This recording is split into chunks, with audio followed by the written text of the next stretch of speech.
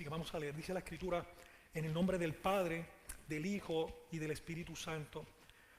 Todo el pueblo observaba el estruendo y los relámpagos y el sonido de la bocina y el monte que humeaba, y viéndolo el pueblo, temblaron y se pusieron de lejos. Y dijeron a Moisés: habla tú con nosotros y nosotros oiremos, pero no hable Dios con nosotros para que no muramos. Y entonces respondió el pueblo, Moisés respondió al pueblo: no temáis, porque para probaros vino Dios, y para que su temor esté delante de vosotros, y para que no pequéis. Entonces el pueblo estuvo a lo lejos, y Moisés se acercó a la oscuridad en la cual estaba Dios. Y Jehová dijo a Moisés: así dirás a los hijos de Israel: vosotros habéis visto lo que he hablado desde el cielo con vosotros. No hagáis conmigo, escucha bien, hermano y hermana, 23, no hagáis conmigo dioses de plata, ni dioses de oro os haréis. Altar de tierra harás para mí, y sacrificarás sobre él tus holocaustos y tus ofrendas de paz, tus ovejas y tus vacas, en todo lugar donde yo hiciere que esté la memoria de mi nombre. Vendré a ti y te bendeciré. Y si me hicieres altar de piedras, no las labres con de cantería, porque si alzares herramienta sobre él, lo profanarás. No subirás por gradas a mi altar, para que tu desnudez no se descubra junto a él. Vamos a orar, hermanos. Te damos gracias, Dios, porque es por tu misericordia que estamos hoy aquí, tomando tu palabra y recordando, Señor, oh Dios, que un día tú nos rescataste.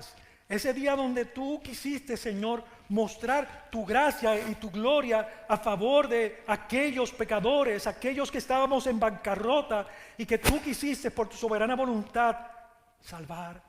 Señor, estamos aquí, concede a tu iglesia, Señor, que pueda hoy, y a los amigos que están visitándonos, que estamos necesitados del Redentor, necesitamos un mediador, necesitamos continuamente recordar la gracia tuya, Señor. Y que nuestra forma de adorarte, nuestra forma, Señor, de servirte, sea una que te traiga solamente gloria a ti, porque vivamos conforme a tu palabra, agradecidos por amor a Cristo, por su obra a nuestras vidas y salvarnos. Padre, te pido ahora que uses este vaso de barro, Señor, frágil ante tus manos, como el instrumento a quien tú quieras usar para exponer el mensaje de tu palabra, que sea fiel al exponerla, que sea claro a mis hermanos y amigos, y que solo tú, el Espíritu Santo, haga esa obra, Señor, a través de la palabra, de tu palabra bendita predicada. Oramos estas cosas agradecidos de ti, en Cristo Jesús. Amén y amén. ¿Pueden tomar asiento? Gracias.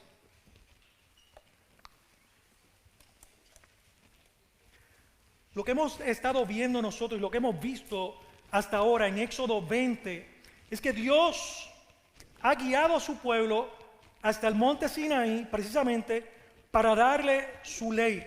Él le dio el decálogo. Y usted sabe que decálogo es una palabra compuesta, que deca significa 10 y logo significa palabra. Es decir, Dios les dio a su pueblo las 10 palabras. Así los hebreos conocen los 10 mandamientos, el decálogo, la ley. Y lo que vemos en esa ley es que significa, conforme a esta serie de enseñanzas, es la reordenación precisamente de la creación. Dios crea a su pueblo como nación suya, que es lo que hemos estado viendo a lo largo de estos capítulos. Y vemos que precisamente a través de su ley Él pone orden. Y Él pone un orden para traer el fundamento de que esta nación es una nación exclusiva para Él. Dios quiere ser su Dios exclusivo y quiere que ellos también sean su pueblo escogido y exclusivo, hermanos. Pero como acabamos nosotros de leer, después de Dios darle los 10 mandamientos, después de Dios darle el decálogo a Israel, ellos se quedaron pasmados. Ellos se quedaron allí asustados por el estruendo que dicen estos versículos y el capítulo anterior. Dios habló y se manifestó de una forma la cual les creó a ellos precisamente un asombro ante la gloria de la manifestación de la grandeza de Dios. Hermanos, el Señor había descendido al monte como un fuego consumidor, a tal punto que miren ahí mismo en ese versículo 18 hay una frase que dice que se pusieron de lejos. Y esa frase, se pusieron de lejos, la implicación que tiene es que ellos huyeron. En el hebreo, el original, esa frase implica que ellos no es que se alejaron un poquito, ellos huyeron aterrorizados por lo que estaban viendo. Ahora, la pregunta es: ¿por qué ellos huyeron? ¿Por qué ellos huyeron? Hermanos, Dios le dio sus leyes y ellos vieron la corrupción de su corazón. Al ellos ver la corrupción de su corazón, entendieron que el Dios que les rescató, que les redimió, es un Dios santo, que no tolera el pecado. Ellos se vieron que eran culpables y que merecían el castigo de Dios. ¿Por qué? Amados hermanos, porque eran pecadores, como usted y yo. Por lo tanto, vemos que la respuesta de ellos fue temor y vergüenza ante la majestad de la santidad gloriosa del Dios que les salvó. En el libro de Hebreos capítulo 12, usted debe de marcar ese capítulo 12 de Hebreos y leer los versículos que hablan precisamente de este evento, pero también hablan que no solamente el pueblo tuvo temor, dice que Moisés también tuvo temor. No solo fue el pueblo de Israel que huyó, no se dice que Moisés huyó, pero se dice que Moisés también tembló ante la presencia del Señor. Ahora yo les pido a ustedes que pensemos un poco, que meditemos un poco sobre esto. Dios, el Dios todopoderoso, el creador del universo entero, les habló. Ellos escucharon la voz de Dios que les habló desde los cielos, como ustedes vieron conmigo en el versículo 2, dice: Dios les habló desde los cielos. No es para menos que ellos se sintieran aterrorizados.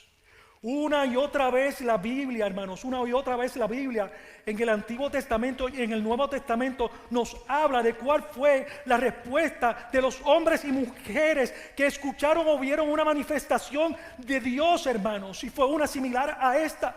Podemos hablar de Adán precisamente, cuando después de pecar él se escondió, él huyó, hermanos, pero también vemos aquí a Moisés temeroso desde el inicio cuando vio la zarza ardiente. David, Job, María, Juan, algunos cayeron como muertos al suelo, asombrados por la majestad de la santidad del Dios al que le servimos, hermanos. Por eso a mí me preocupa mucho precisamente cómo algunas personas tratan al Señor sin el menor de los respetos, como si Dios fuera cualquier cosa.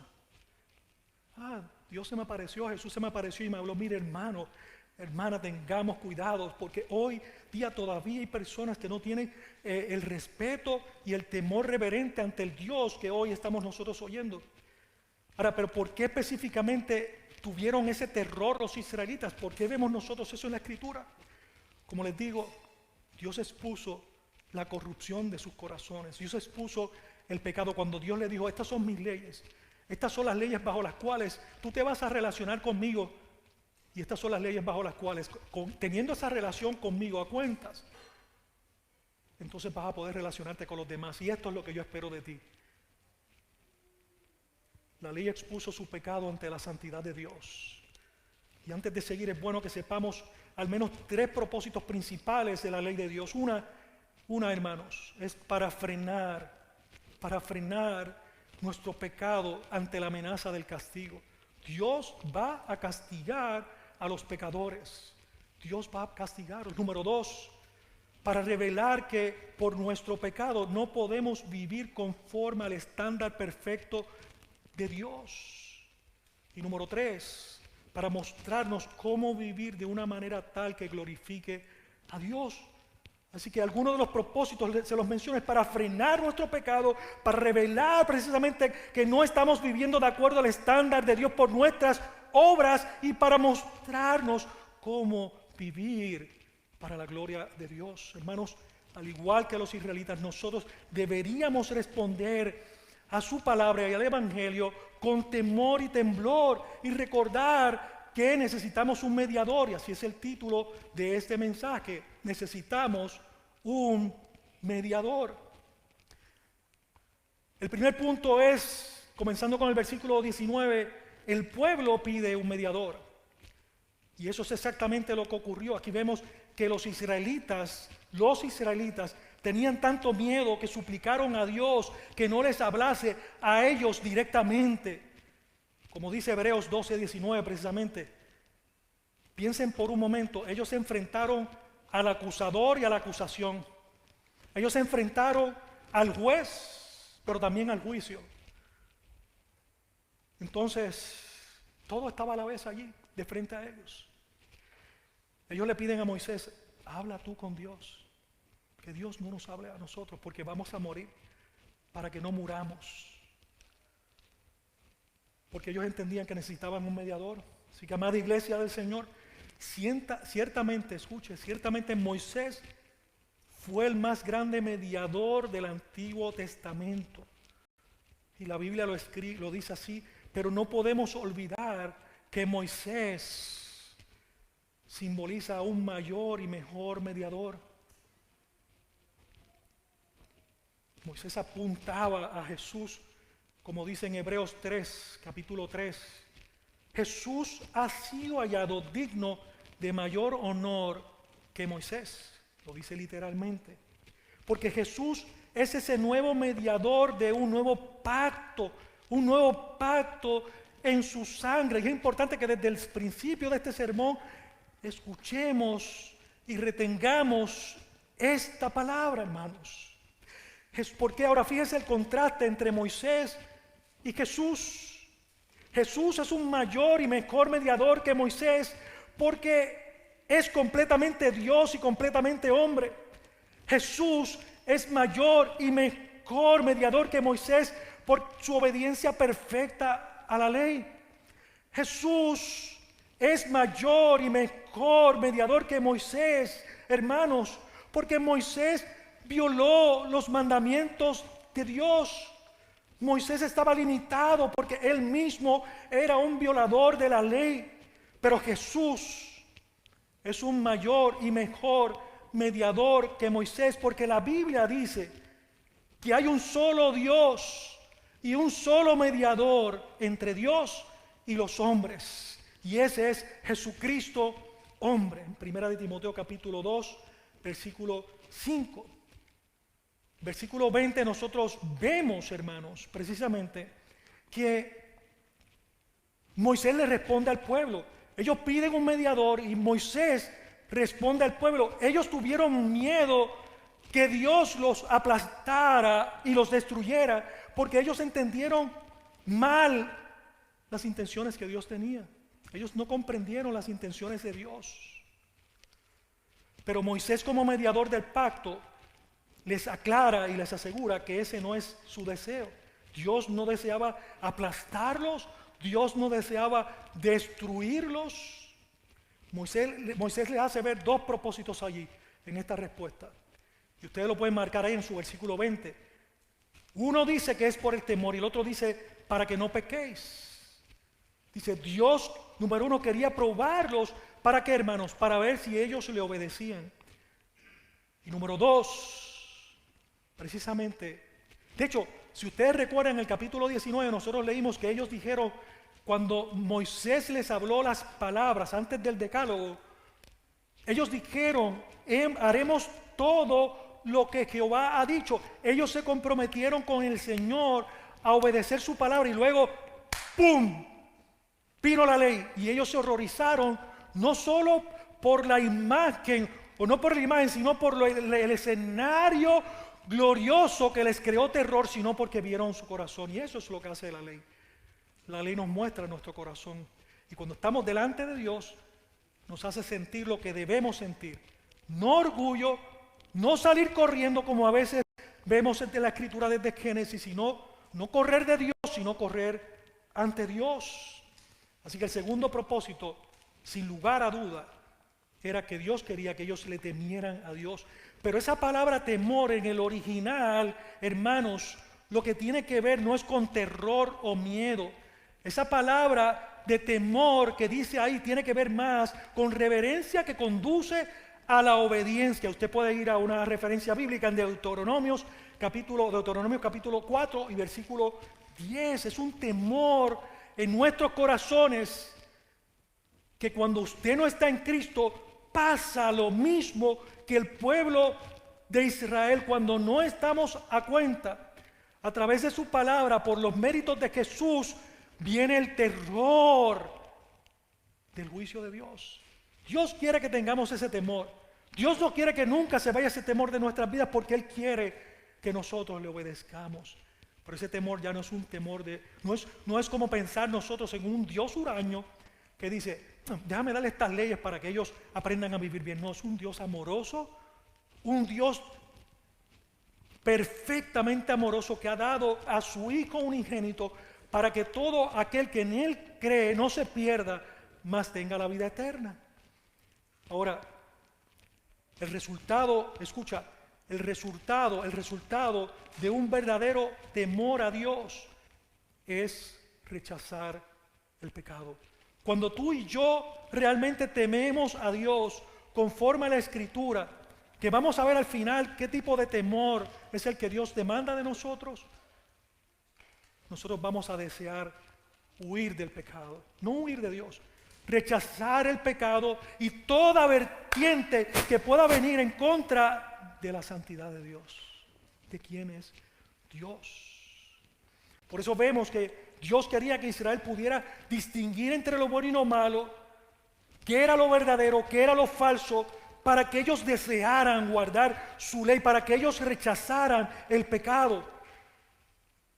Y si se fijas, el versículo 21 dice, entonces el pueblo estuvo a lo lejos y Moisés se acercó a la oscuridad en la cual estaba Dios. Así que luego Moisés, como mediador del pacto, se acercó al monte Sinaí, a la nube oscura, que representaba la presencia gloriosa de nuestro Dios. Pero el pueblo se mantuvo retirado de la montaña y de la presencia de Dios. Así que después de esto Moisés regresó al pueblo con el mensaje del Señor, nos relata la Escritura. Ya Moisés no viene con los 10 mandamientos. Ya Dios le dio y el pueblo escuchó el decálogo.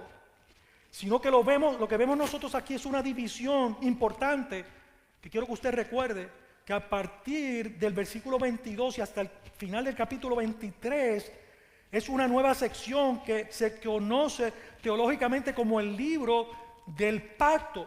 Una cosa es la ley, el decálogo, y otra cosa es el libro del pacto. ¿Cuál es la diferencia, hermanos? El libro del pacto se puede conocer como ordenanzas, como estatutos. Y estas leyes las vemos hasta el capítulo 23, el final. ¿Por qué? Porque el capítulo 24 habla de algo muy, muy importante, hermanos. Habla de la consumación del pacto. La ley es prescriptiva, Dios la dio y es el fundamento de lo que la ley del pacto, lo que viene a hacer es precisamente expandir lo que Dios les dio en los 10 mandamientos para aplicarlo a la vida cotidiana del pueblo de Israel, como nación, esa nueva creación de Dios. Así que vamos a ver algunas aplicaciones, aunque es aplicable a la vida del pueblo de Israel. La escritura es sombra de lo que había de venir, así que vamos a ver una aplicación a lo que es la iglesia del Señor en nuestros tiempos. Así que las leyes del pacto son la aplicación del decálogo para los israelitas, y el decálogo es la verdad o fundamento en los que se basa la ley o las leyes del pacto.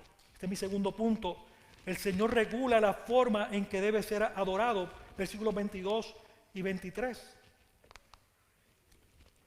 Dice, y Jehová dijo a Moisés, así dirás a los hijos de Israel, vosotros habéis visto que he hablado desde el cielo con vosotros, no hagáis conmigo dioses de plata ni dioses de oro, os haréis. Como yo les dije antes, Dios mismo habló desde el cielo, haciéndoles ver lo que explicamos en algunos mensajes anteriores, que Dios está por encima de toda la creación. Dios no es un árbol, Dios no es el cielo, Dios no es el mar, Dios no es un lago, Dios no es una piedra, Dios no es arena, Dios es trascendente. Dios va por encima de toda la creación porque Él es creador. Precisamente si usted mira Deuteronomio 4:12, resume esta idea. Dice de que les habló, de que les habló. Dios les habló, ellos escucharon la voz de Dios.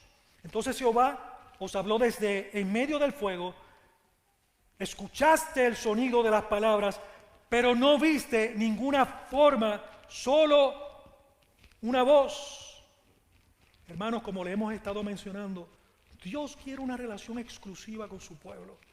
Por lo tanto, Dios quiere una relación exclusiva entre ellos y Él, y entre Él y ellos. Él es su Dios, no es Dios. En ese tiempo y en ese momento y espacio, Dios está creando a su pueblo y a través de ese pueblo, conforme a las promesas que le hizo a Abraham, que serían benditas todas las naciones de la tierra. Aquí vemos el comienzo de la recreación que se perdió mucho antes del pacto que Dios hizo con Abraham allí en el huerto del Edén. Esto es lo que estamos viendo aquí, una recreación y una relación de Dios exclusiva con ese pueblo, que le pide a su pueblo que tenga una relación exclusiva con Él. Así que aquí toma el fundamento de los dos primeros mandamientos sobre los cuales hace el andamiaje de la verdadera adoración. Dios regula la forma en que Él quiere que se le adore. En otras palabras, ellos no vieron ninguna forma, ningún objeto, ninguna cosa con la cual luego en su mente y en su imaginación pudieran crear un objeto, una imagen para adorar a Dios. No, Él les habló con el fin de prevenir en sus corazones que ellos hicieran ídolos de cosas que habían visto allí en el monte. El centro, lo que Dios quiere precisamente es hacerles saber a ellos que la idolatría estaba prohibida en su adoración, que Dios no podía ser adorado con algo más, sino a Él y solo a Él. El centro de la adoración, Él está diciendo, es solo a Dios. No ninguna escultura alusiva a la imagen de Dios. Entonces, lo que vemos en los próximos versículos nosotros es que Dios les da las leyes en cuanto a la adoración basadas en esos dos primeros mandamientos, que dice: no tendrás dioses ajenos delante de mí y no te harás ídolos. Dios les prohibió la idolatría. Versículo 23 dice: no hagáis conmigo dioses de plata ni dioses de oro os haréis. Y hemos dicho, hermanos, ¿qué es la idolatría? Usted tiene un concepto claro, deben de tener un concepto claro, y debemos como iglesia de tener un concepto claro de lo que es la idolatría. La idolatría es todo aquello que ocupa o desplaza el lugar de Dios. Esa es la idolatría. Aquello que ocupa o desplaza o se opone a Dios, todos son sinónimos. Todo lo que desplaza a Dios es idolatría. En una aplicación entonces ahora a la iglesia, la pregunta es, escuche, ¿acaso pasar tiempo mirando las redes sociales y viendo la televisión no califica como idolatría? Nos preguntamos. Podemos estar ahí horas. El dedo ya tiene un callo, no sé cuál usted use. Yo uso este. Podemos estar horas ahí, pero qué mucho nos cuesta dedicarnos a la oración y al estudio de la palabra de Dios. Tristemente preferimos el entretenimiento que crecer en la comunión con nuestro Dios. La pregunta para nosotros hoy es: ¿conoces quiénes o cuáles son tus ídolos? No te molestes ni endurezca tu corazón cuando Dios los confronte. Dios los va a confrontar como hizo en Egipto. Esta es la línea. Dios confrontó a los dioses. Y yo te digo más, un día los va a destruir. Lo más que tú y yo queremos y que sustituye y reemplaza a Dios, un día Dios lo va a confrontar y te va Y te voy a decir hoy, no nos molestemos cuando Dios confronte nuestros ídolos. Usted y yo sabemos cuáles y quiénes son, hermanos. Y sabes, como bien dijo este puritano, nosotros somos una fábrica. Hermano, hoy tenemos uno en esta mañana y a los 15 minutos levantamos otro, porque ese es nuestro corazón que quiere todavía las algarrobas de Egipto. Todavía nuestras concupiscencias huelen las ollas de Egipto y dice, ay, qué ricas eran, cuando lo que tenemos delante de nosotros es un manjar glorioso que el Señor nos ha dado. Pero esa es nosotros miramos y decimos este pellejo, pero no es eso, es esto. El problema está en el corazón. Jesús dice, si tu ojo te impide, vamos a decirlo en esta paráfrasis, si tu ojo te impide seguirme, sácalo de ti. Mejor es entrar al cielo sin un ojo que perderte con los dos ojos en el infierno. Si tu mano te es ocasión de caer, córtala de ti. Mejor es entrar al reino de los cielos sin una mano que entrar con las dos al infierno. La pornografía, la mentira, el orgullo. No sé, hermano, esos ídolos están aquí y Dios quiere derribarlos. El evangelio es poder de Dios para salvación a todo aquel que cree. Usted lo puede creer conmigo, hermano. Es poder de Dios. Es poder de Dios. Nosotros intentamos una y otra y otra y otra y otra vez. Pero mientras tú y yo estemos intentando con nuestras fuerzas, vamos a continuar cayendo y cayendo y cayendo y cayendo, hasta que la rendición total sea nuestro Dios, invencible, glorioso, majestuoso, fiel, omnipotente, todopoderoso. Y comenzaremos a ver nuestros fracasos, nuestros pecados a la luz del glorioso evangelio que nos sostendrá hasta el día final para la gloria y la alabanza de su nombre. Ahora salimos de esta aplicación porque hasta aquí, aunque Israel estaba cubriendo esa necesidad de que necesitaba un mediador, sí, necesitaban un mediador, todavía faltaba algo más, hermanos. Moisés no podía expiar el pecado de ellos. Él podía mediar, escuchar las palabras de Dios, y aquí se las doy a ustedes, pero el pecado de ellos, Moisés no lo podía expiar. Moisés no tenía el poder para hacer eso. Es por eso que Dios entonces les provee un altar. Y fue el pecado del hombre lo que hizo necesario el altar. Porque Dios sabía que ellos iban a quebrantar la ley. Y fíjese que en el momento en que estamos nosotros viendo la narrativa, todavía no estamos hablando del tabernáculo y de los sacrificios que vamos a ver en las próximas semanas. Vamos a ver un poquito, no queremos entrar en cosas técnicas, sino todo lo que apunta a Cristo y lo engrandezca.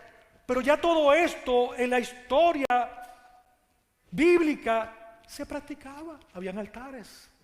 Usted puede recordar algunos. Jacob, Abraham. Podemos recordar algunos más, hermanos. Aparte de todo, y algo importante en la enseñanza de hoy, es que las naciones paganas, incluyendo todos los paganos esclavos que estaban allí en Egipto, preparaban altares para sus dioses, no con la pompa y el lujo o el descaro que lo hacían algunos, como los cananeos, pero esto no era ajeno a ellos. Así que no piense como algunos eruditos que piensan que esto fue incorporado a la narrativa bíblica después de que ya el tabernáculo se había dado. No, hermanos, Moisés es el escritor inspirado por el Espíritu Santo. Y él sabía todo esto que vamos a seguir viendo en la historia. Y es claro. Ahora, Dios, ¿por qué vemos nosotros que Dios provee un altar? Porque Dios sabía que ellos iban a quebrantar la ley. Dios hizo provisión de un mediador, pero también de un medio para expiar los pecados. Dice la Biblia que sin derramamiento de sangre no hay remisión o perdón de pecados. Porque Dios es santo. Desde el Edén, Dios, cuando Adán y Eva se presentaron ante Él con hojas cubriendo su vergüenza por el pecado, Dios no aceptó esa cubierta de hojas. Dios les proveyó pieles de animales para cubrirlo. ¿Y qué ocurrió ahí? derramamiento de sangre, derramamiento de sangre. Así que vemos a Dios, que Dios no solo les estaba ofreciendo a Israel su justicia a través de la ley, sino que también le está ofreciendo su abundante gracia a través del altar. Y ese es nuestro tercer punto, aplicación de la ley a la adoración, los versículos 24 y 25. Por lo tanto, lo que vemos nosotros es la gracia del Señor. Dios les está diciendo a los israelitas qué es lo que tienen que hacer cuando ellos quebranten su ley. Debían hacer sacrificios por sus pecados. Dios le dijo a Moisés, mire los versículos 24 al 26 conmigo.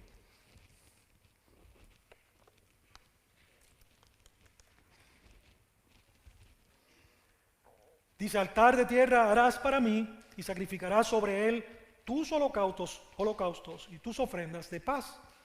Marca esas dos palabras. Dice tres palabras, sacrificarás, es decir, sacrificios. Sobre él tus holocaustos, segunda palabra. Y tercero, tus ofrendas de paz, tercer término. Tus ovejas y tus vacas y todo en todo lugar donde yo hiciere que esté la memoria de mi nombre, vendré a ti y te bendeciré. Versículo 25. Y si me hicieres altar de piedras, no las labres con cantería, porque si alzares herramientas sobre él, lo profanarás. No subirás por gradas a mi altar, para que tu desnudez no se descubra. Me adelanté un versículo. Ese está el 24, pero lo voy a terminar de leer. No descubrirás o no subirás sobre las gradas a mi altar, para que tu desnudez no se descubra junto a él. Ahora, nosotros sabemos a través de la historia que en aquella época los altares paganos, usted mira la historia, va a ver particularmente que en esa época, y muy especialmente los cananeos, construían sus altares con materiales bien costosos y en lugares altos con el propósito de lucirse. Pero en contraste, Dios le dijo a Israel que lo construyera con la tierra y la piedra que él creó. En otras palabras, el altar tenía que ser sencillo. Solo piedras encajadas en rectángulos a la altura de la cintura, en donde se colocaba madera, y ahí entonces se hacía el sacrificio. Y aquí hay algunos principios que podemos aplicar, y uno es que solo Dios tiene el derecho, escuche, solo Dios tiene el derecho de determinar cómo ser adorado. Dios es el objeto de la adoración y Él es el único que tiene el derecho a decir cómo Él quiere que lo adoren. Número 2, tenemos la obligación de adorar a Dios de la manera que Él quiere, no de la forma entonces que nosotros queremos. Y número 3, que no estamos llamados a tratar de encajar en nuestra cultura. ¿Para qué, hermanos? Para ser más atractivos. Dios no quería que se apartaran del corazón propio de la adoración. Y hoy no vamos a expandir el término de adoración, lo hemos hecho. Y un día deberíamos tomar el tiempo de repetirnos a nosotros lo que es adoración. De la misma manera, hermanos, hoy debemos tener el celo de que nada en nuestros servicios, nada en nuestros cultos de adoración como hoy domingo, estos cultos que son corporativos, se hagan para lucirse. No, porque el objeto de nuestra adoración debe ser el Dios Trino, Padre, Hijo y Espíritu Santo. Hermanos, Dios se deleita en la alabanza de su pueblo, que aquí reunidos levantamos nuestras voces para cantarles, lo adoramos a través de las canciones. Como también Dios se agrada y se deleita de su pueblo que está en una choza en alguna parte en el tercer mundo, porque Él es el mismo Dios. Él es el mismo Dios. Dios está en todo lugar donde su pueblo se reúne. Por lo tanto, Cristo, solo Cristo, y nada más de Cristo que Cristo, debe ser el centro de nuestra adoración Cuando le cantamos con las canciones, con himnos preciosos como los que pudimos cantar juntos en nuestras oraciones y en nuestras peticiones. Cristo debe ser el centro nuestro al celebrar los sacramentos del bautismo y la Santa Cena. Cristo debe ser el centro cuando nosotros diezmamos y ofrendamos. Cristo debe ser el centro cuando nosotros leemos la palabra. Pero también podemos entender que Dios quiere un altar humilde, porque Dios no quiere que el hombre se glorificara a sí mismo en la obra que él hiciera. Por eso el Señor rechazó precisamente la ofrenda de Caín. Esa ofrenda que Caín le trajo, Dios la rechazó porque le presentó el producto de sus propios esfuerzos. Esto nos enseña que nadie se gana el favor de Dios. Nosotros no nos podemos ganar el favor de Dios por venir a la iglesia, por cantar, por hacer lo que hagamos. El favor Dios nos lo da por su sola misericordia, por su gracia, hermanos. Dios lo que le exige a las criaturas caídas es precisamente que vengamos con nuestras manos vacías. Cuando tú levantas tus manos mientras estás adorando en tu casa, en oración, tú estás con tus manos vacías. Cuando estás aquí en la iglesia, tú no te estás luciendo, tú estás diciéndole a la iglesia que está a tu alrededor, a tus hermanos y a tus hermanos, en esa comunión que tú no tienes nada que darle al Señor ni yo. Lo único que Dios quiere de nosotros es que vengamos con las manos vacías y reconozcamos que somos pecadores, que necesitamos recibir de su misericordia inmerecida, que somos pecadores alcanzados por su gracia, amén, y que andamos en nuestra debilidad, que andamos viendo el poder de Dios manifestándose en nuestras debilidades continuamente, porque necesitamos un mediador. Al mediador, escucha, hermano y hermana y amigo, no lo necesitamos solamente en el momento en donde Él nos alcanzó, nos hizo ver la vergüenza y el dolor de nuestro pecado, nos puso un corazón nuevo y nos dio vida. No, ese mediador lo necesitamos aquí ahora, en nuestra vida cotidiana. Necesitamos reconocer nuestra necesidad del mediador continuamente. Y eso nos lleva a la razón por la cual Dios les estaba mandando precisamente a construir un altar que ese altar no era para el futuro, como les dije, para el tabernáculo, sino un altar para el presente. Ustedes se van varios capítulos más adelante y va a ver que el altar que Dios le manda a hacer es un altar que iban a utilizar para sellar el pacto. Porque el altar es el lugar donde Dios, escucha hermano, donde Dios se iba a encontrar con su pueblo. Entonces lo que vemos aquí es que su pueblo necesitaría perdón porque iban a pecar. Y Dios odia el pecado. Por lo tanto, lo único que Dios aceptaría como pago por la culpa de su pecado era que un sustituto muriera en su lugar. Un sustituto que muriera en lugar del pecador, del depravado. Por eso menciona dos tipos de sacrificios, como le mencioné cuando leímos ahí la escritura. Menciona dos tipos de sacrificios. Menciona lo que son los holocaustos y menciona lo que son las ofrendas de paz. Son sacrificios, holocaustos y ofrendas de paz. A lo mejor usted ha escuchado sobre esto, pero hoy es importante que para apuntar a Cristo nosotros solo entendamos de manera simple cuál es la diferencia entre estos dos sacrificios. Esto es muy importante entenderlo. El sacrificio del holocausto era consumido por completo en las llamas sobre ese altar, porque ese sacrificio del holocausto apuntaba precisamente a la remisión de los pecados de su pueblo para estar en paz con Dios. Y luego el otro sacrificio, que es lo que se llama precisamente la ofrenda de paz, el propósito era confirmar esa reconciliación de la redención de Dios a través del sustituto que pagó por el pecado del pueblo. Esa ofrenda de paz tenía el propósito de confirmar esa relación, esa reconciliación con Dios, esa relación con Dios, pero esa ofrenda no se quemaba por completo como el holocausto. Esa ofrenda era para compartirla, para sentarse a la mesa delante de Dios y en comunión unos con otros. Esa es la ofrenda de paz que nosotros vemos ahí, que Dios le está pidiendo que haga. Así que mientras que uno habla precisamente de la expiación del pecado, que es el holocausto, el otro sacrificio, que es la ofrenda de paz, habla de la comunión, no solo con Dios, una comida para comerla con los demás.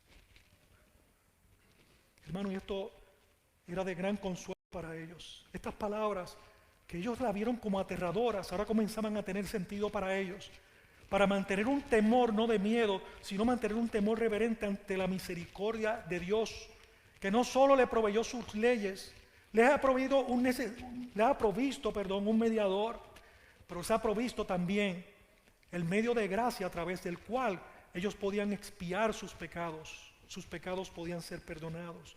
Entonces, por eso les dije que es importante estos dos sacrificios, porque estos sacrificios también son para nosotros un consuelo.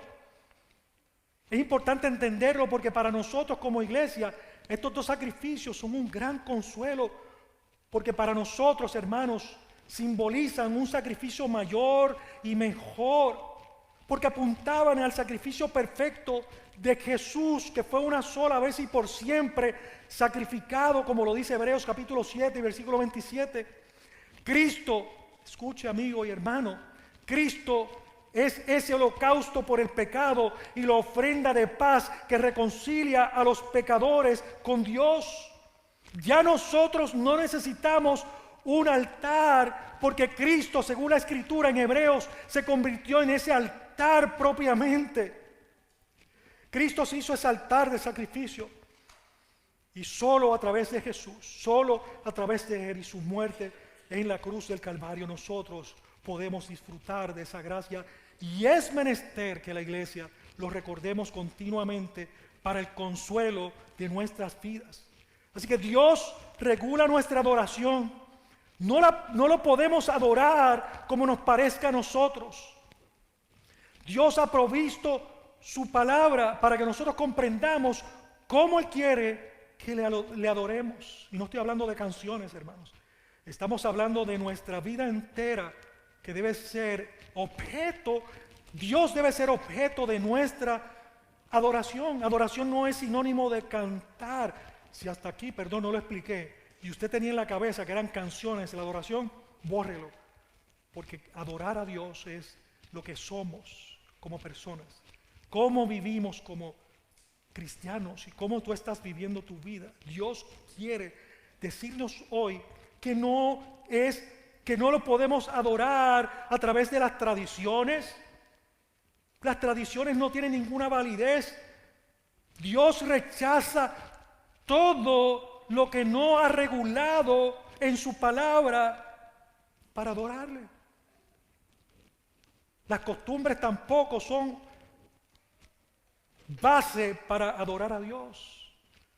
Las experiencias pasadas tampoco regulan nuestra manera de adorar a Dios. Dios quiere ser adorado como Él ha estipulado en su palabra. Eso nos lleva a nuestro próximo punto. La adoración requiere pureza, y es el versículo final, el versículo 26. Dice: no subirás por las gradas de mi altar, a mi altar, para que tu desnudez no sea descubierta junto a él. Gradas son escalones, escaleras. Como les mencioné, los cultos paganos de aquella época, principalmente la historia registra de lo que son las excavaciones, ¿verdad?, arqueológicas, muestran el tipo de altares que se construían en esos tiempos, y eran pomposos. De hecho, habían templos rimpompantes, majestuosos, que en lugares altos, como luego vamos a ver en toda la Escritura en el Antiguo Testamento, para mostrar precisamente la gloria de los hombres al haberlos construido para adorar a sus dioses. La gran mayoría de estos cultos paganos que se celebraban ahí eran orgías con connotaciones sexuales. Había abundancia de prostitución, como sigue la historia narrando por miles de años hasta el Nuevo Testamento, donde vemos a Diana, diosa de los efesios, a quien se rendía también culto a través de la prostitución en los templos paganos. Dios no quería que su pueblo se pareciera en nada a los paganos, ni a los cultos que celebraban. El culto de la adoración a Dios no podía parecerse a la adoración al Dios vivo. No podía parecerse a los paganos, tenía que ser solamente a lo que Él había estipulado. Y es tal el punto que menciona aquí y el versículo 26 nos trae a nosotros la importancia de la pureza de su pueblo. Eso es lo que estamos viendo nosotros aquí. Cuando el versículo lo que hace es apuntarnos a nosotros hacia la importancia que Dios le está diciendo a su pueblo de la pureza, y específicamente la pureza sexual.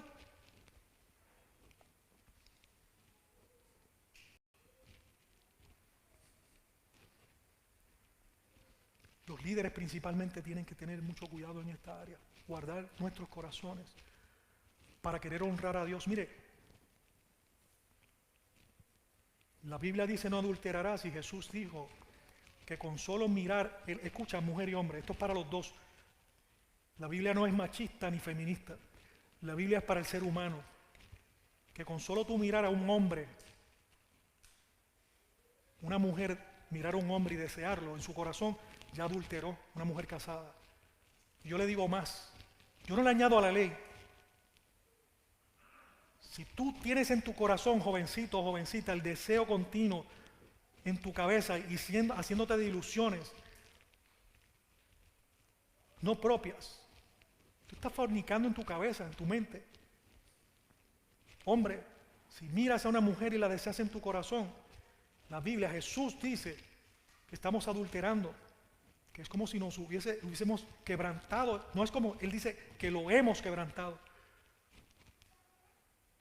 La ley de Cristo no es pasarle la toalla al pecado.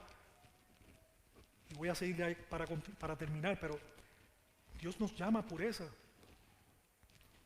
Así que si tú estás viendo pornografía y estás escondido, escondida, tú estás en estos chats y tu esposa, tu esposo o tus padres no lo saben, Dios lo sabe. No nos escondamos. Ponle un candado al celular. Dale el password a tu esposa. Esto no es consejería hoy. Dale el password a tu esposo. Hazlo libre para que no caigas en la tentación. Muéstrale, no borre las cosas, déjalas ahí. Lo que Dios nos llama es el arrepentimiento. Hermano, esto yo lo digo con temor y temblor, porque usted sabe cuántos líderes, pastores, incluso en este año, han dejado de pastorear por causa de problemas sexuales.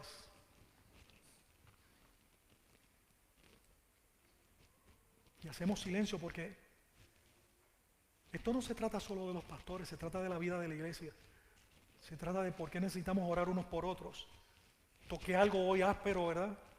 Difícil de tocar, de hablar, que da la oportunidad para hablarlo del texto porque habla de lo que es la pureza. Pero que lo que nos debe de llevar a nosotros no es a de una forma sarcástica tocar un tema como este. Es a saber que es un problema real en la vida de la iglesia hoy. Y que la tentación viene a nosotros los líderes. Y no estamos exentos de la naturaleza de las tentaciones a nuestra vida. Y necesitamos agarrarnos del Señor para no caer. Pero lamentablemente la iglesia, cuando escucha sermones como este, dejan de pensar en ellos mismos para pensar en los pastores, en los líderes de ministerio, en los maestros, y no pensamos que todos nosotros necesitamos de la gracia de Dios para sostenernos en pureza ante Él. Pero escucha, cierro con esto, no te molestes conmigo. Si Dios te está hablando como me está hablando a mí, moléstate con el Señor y ten cuidado con molestarte con el Señor. Responde mejor, no con la dureza del corazón de Faraón, responde con la sensibilidad del pueblo y los ancianos cuando Moisés fue a donde ellos y le dijeron sí, vamos a hacer, aunque después vamos a ver el descaro que nosotros también tenemos aquí cuando somos cristianos y pecamos descaradamente contra el Señor. El punto aquí es que nosotros tengamos en cuenta unos a otros y oremos unos a otros y que no nos queramos esconder. De Dios nadie se puede esconder. De hecho, uno de los propósitos principales de la ley es para darnos un conocimiento de nuestro pecado, como dice Pablo en Romanos 3:20. Dice, ya que por las obras de la ley, dice, ningún ser humano será justificado delante de él. No hay cosa que nosotros hagamos cumpliendo la ley y los 10 mandamientos, eso no nos va a salvar, ¿escuchó? No nos va a salvar. ¿Por qué? Porque dice la Escritura, porque por medio de la ley es el conocimiento del pecado. Esto no es yo sentí que estoy pecando, no, esto que yo tengo una convicción de que estoy pecando contra Dios. Esto es un entendimiento que viene a nuestras neuronas, aunque algunos se nos hayan quemado unas cuantas por nuestro pecado. Viene a nuestro cerebro para que lo procesemos y llegue a nuestras vidas, al corazón, de donde emanan nuestras emociones y donde emana precisamente todos los pensamientos, hermanos. Entonces la ley muestra que todos somos igualmente pecadores, como dice Santiago 2:10. Mira lo que dice. Porque cualquiera que guarda toda la ley y sin embargo tropieza en un punto, se hace culpable de todos. Así que si tú y yo quisiéramos justificar nuestras vidas delante de Dios a través de cumplir, no solo que fallemos, nos descalifica para ganarnos a Dios. No podemos ganarnos a Dios.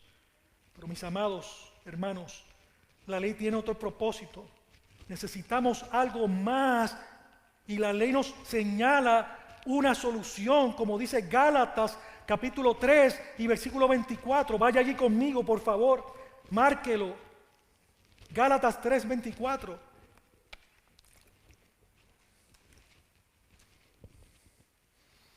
La ley se ha convertido en nuestro tutor, nuestro ayo, para llevarnos ¿a quién? A Cristo, para que seamos justificados por la fe. Eso es lo que nos dice la palabra. Y esa solución es la fe en nuestro Señor Jesucristo.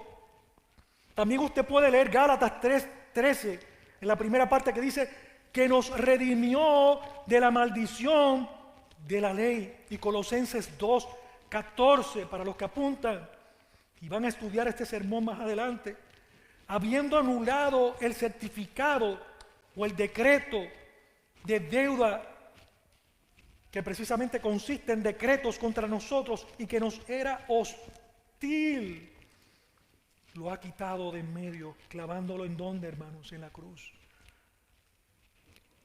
Todo ser humano tiene una sentencia de culpabilidad. Tú no naces siendo santo, tú no naces siendo bueno, tú no te corrompes después cuando comienzas a pecar. La Biblia dice, Romanos 3:23, por cuanto todos pecamos y estamos destituidos de la gloria de Dios. Pero Romanos 8:1 dice, justificados pues por la fe tenemos paz para con Dios por medio de nuestro Señor Jesucristo. Nacimos depravados, pero solo por la fe somos justificados.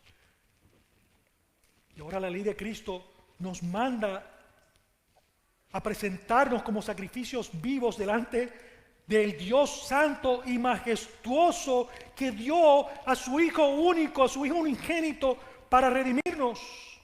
Les pido que también por favor vaya conmigo a Romanos 12, capítulo 12 y versículos 1 y 2.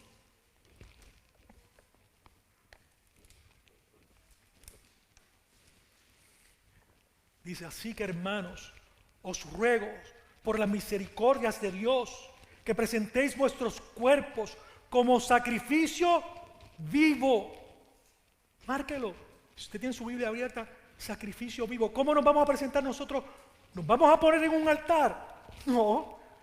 Nos vamos a presentar delante de Dios, apuntando ese sacrificio que vimos ahora en Éxodo, apuntando a esto que Dios nos revela en su palabra. Santo, agradable a Dios. Y luego que dice que es nuestro culto racional, es nuestro sacrificio, es nuestra ofrenda, la manera en que nosotros vivimos. El versículo dice, ¿cómo debemos vivir? No os conforméis a este siglo, sino transformaos por medio de la renovación de vuestro entendimiento, para que comprobéis cuál sea la buena voluntad de Dios, agradable y perfecta. Hermanos, igual que el pueblo de Israel que se horrorizó, y luego Dios le trajo el consuelo del remedio o del medio para ellos estar en bien con Dios, nosotros debemos horrorizarnos por nuestros pecados para huir de ellos. ¿Cuál es tu lucha? ¿Cuáles son nuestras luchas? Hoy es un buen momento para confiadamente pedirle al Señor: descubre mi corazón ante ti. No me hagas vivir más una vida doble, en donde mis hermanos me ven de una manera. Aquí es fácil, yo lo he dicho, ustedes lo dicen por mí. Aquí es fácil. Hola hermano, ¿cómo estás? Y nos fuimos y nos vemos. Bien. Es hora de que la iglesia comience a confesar nuestros pecados unos con otros. Es hora de que tengamos el valor a través del Espíritu Santo para hablarnos unos a otros de cuáles son nuestras verdaderas luchas con el pecado, y que hayan otros hermanos y hermanas que estén orando por nosotros. Basta ya, iglesia cristiana, de la vergüenza, del apantallamiento.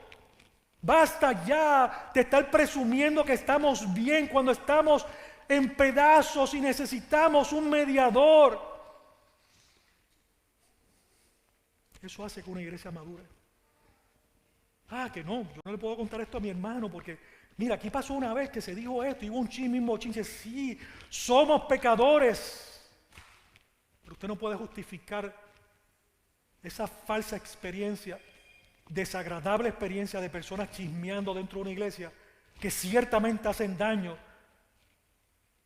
De hecho, el punto aquí es que para confesarnos nuestros pecados unos a otros debemos tener la altura de una iglesia unida a la que debemos aspirar siempre. Una iglesia unida para que cuando tan pronto viene alguien con un chisme de un hermano o del otro, una conversación vana que no produce edificación, le corten. Ey, espera, esa persona no está aquí. Y sea cierto o falso lo que me estás hablando, no participo de tu chisme. Aunque sea cierto o falso, no nos corresponde hablar de espalda, porque eso es pecado. Eso ofende a nuestro Dios. Hablas de frente a la persona. ¿Tienes alguna inquietud sobre alguien? Háblalo de frente, no de espaldas. Háblalo de frente, con confianza. ¿Cuáles son tus motivaciones? Es la próxima pregunta para hablar con algún hermano de alguna situación que tenga en su corazón. Algo que tú le hayas visto que es una ofensa contra Dios.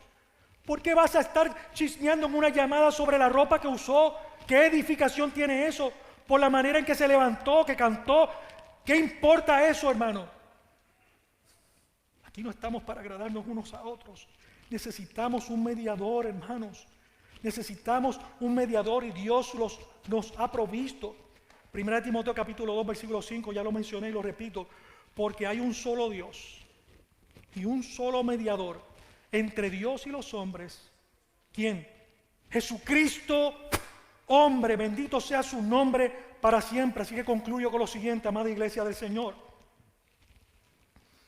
La salvación es solo por gracia, a través solo de la fe, solo en Cristo. Pero ¿por qué fuimos salvos? ¿Por qué Dios nos salvó?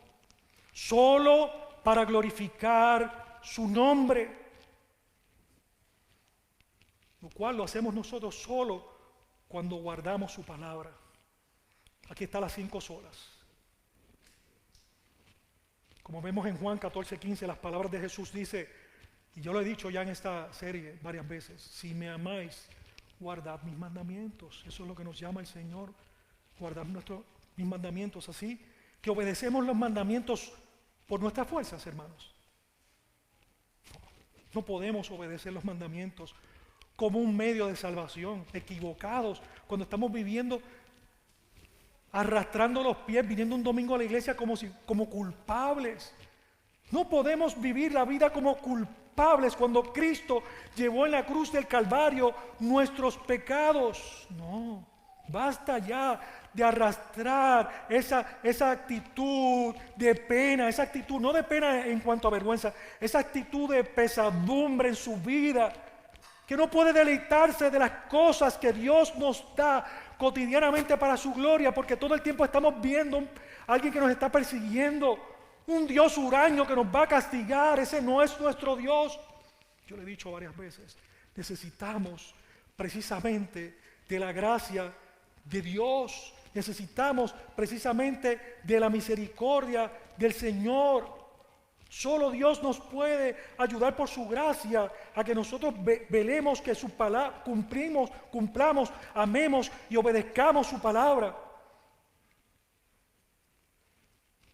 La Escritura dice en Santiago 1:25, mas el que mira atentamente la perfecta ley de la libertad, no libertinaje, de la libertad, y persevera en ella, no siendo oidor olvidadizo, sino hacedor de la obra, este será bienaventurado en lo que hace.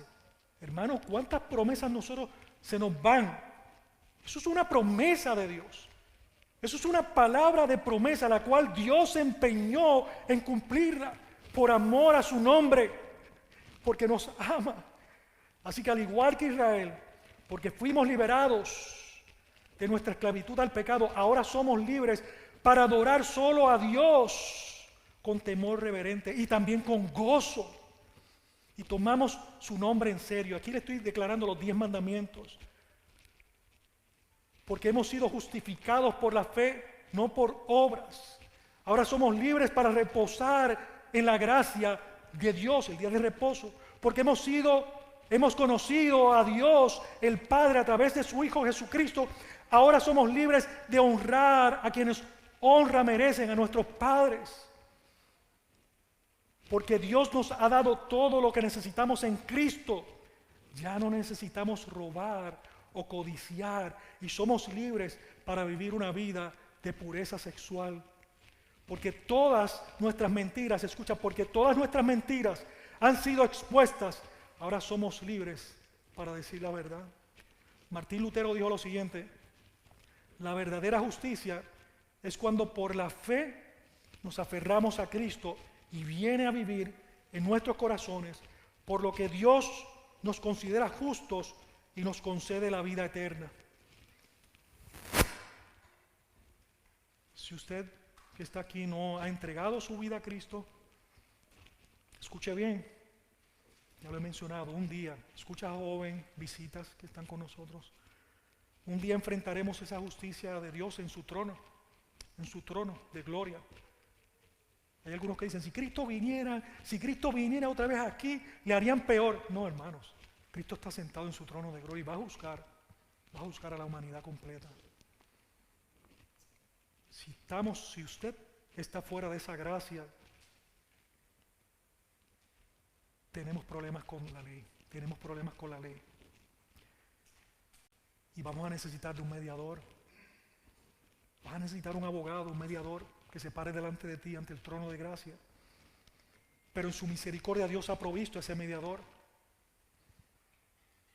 Y como los israelitas, escucha bien, amigo, como los israelitas, debemos clamarle para que nos salve.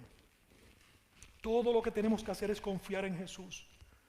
Reconocer que Él pagó en la cruz del Calvario para remitir o perdonar nuestros pecados. Él derramó su sangre para perdonar nuestros pecados. Cuando nosotros confiamos que Él es suficiente en la vida nuestra, podemos entonces acercarnos a Él y pedirle perdón por nuestros pecados y arreglar cuentas con Dios. Eso es la única manera. Jesús dice en su palabra, yo soy el camino, la verdad y la vida. Nadie, escucha joven, niño, amigo, dice, nadie viene al Padre si no es por mí. Tú no puedes inventarte una religión para ir a Dios. Eso es una mentira inventada. No todas las religiones conducen a Dios, no. Dios reguló la adoración hacia Él a través de su palabra y envió a su Hijo unigénito para reconciliarnos con Él. No es María, no es ninguna estatua ante la cual tú te arrodilles, no es una religión que te ofrece un planeta con muchas mujeres, no, eso es mentira. Eso es la mentira que está en este siglo tratando de ocupar la mente y el corazón de los hombres y las mujeres para engañarlos.